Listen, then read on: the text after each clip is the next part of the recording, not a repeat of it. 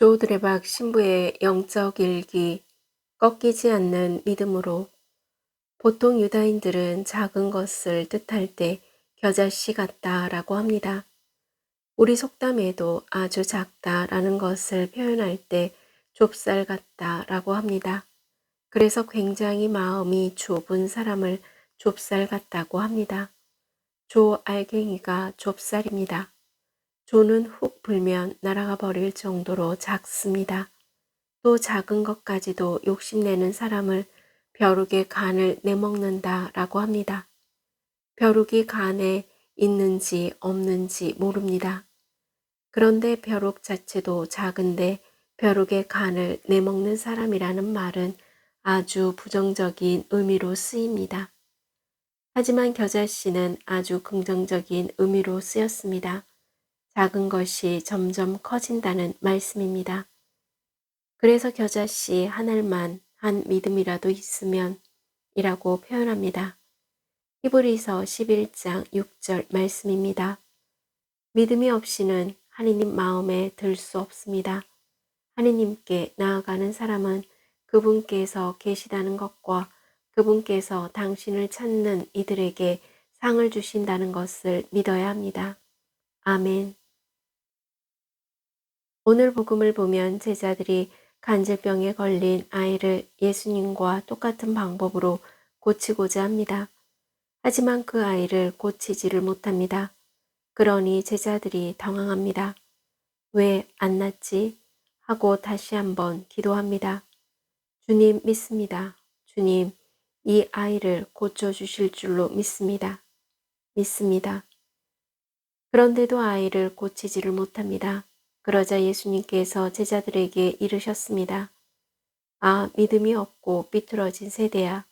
내가 언제까지 너희와 함께 있어야 하느냐? 내가 언제까지 참아주어야 한다는 말이냐? 아이를 이리 데려오너라. 그리고 예수님은 똑같은 방법으로 기도하시고 마귀에게 호통을 치셔서 쫓아내셨습니다. 그리고 예수님께서는 어찌하여 저희는 그 마귀를 쫓아내지 못하였습니까? 라고 묻는 제자들에게 대답하셨습니다. 너희의 믿음이 약한 탓이다. 너희가 겨자씨 한 알만한 믿음이라도 있으면 이 산더러 여기서 저기로 옮겨가라 하더라도 그대로 옮겨갈 것이다. 너희가 못할 일은 하나도 없을 것이다. 그래서 아이의 아버지가 주님, 제 아들에게 자비를 베풀어 주십시오 라고 하자 예수님께서는 호통을 치시어 마귀를 쫓아내시고 아이를 낫게 해주신 것입니다. 아멘. 사랑하는 고우님들, 제자들에게는 분명히 믿음이 있었습니다.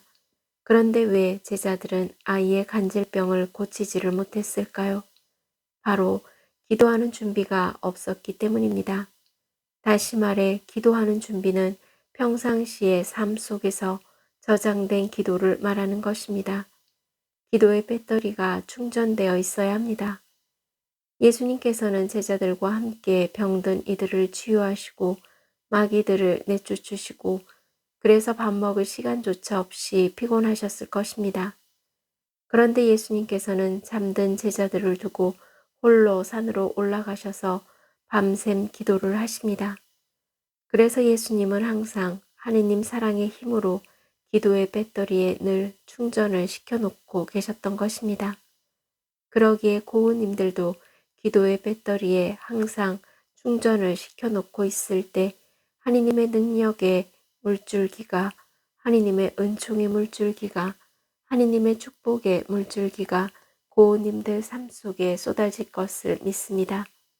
하느님을 믿고 예수 그리스도를 믿는 그 믿음의 기도를 통해 고우님들 삶에 놓여있는 모든 문제의 산들을 풀어나갈 수 있기를 바랍니다. 주님, 당신을 믿는 이들에게 자비를 베풀어 주십시오. 아멘.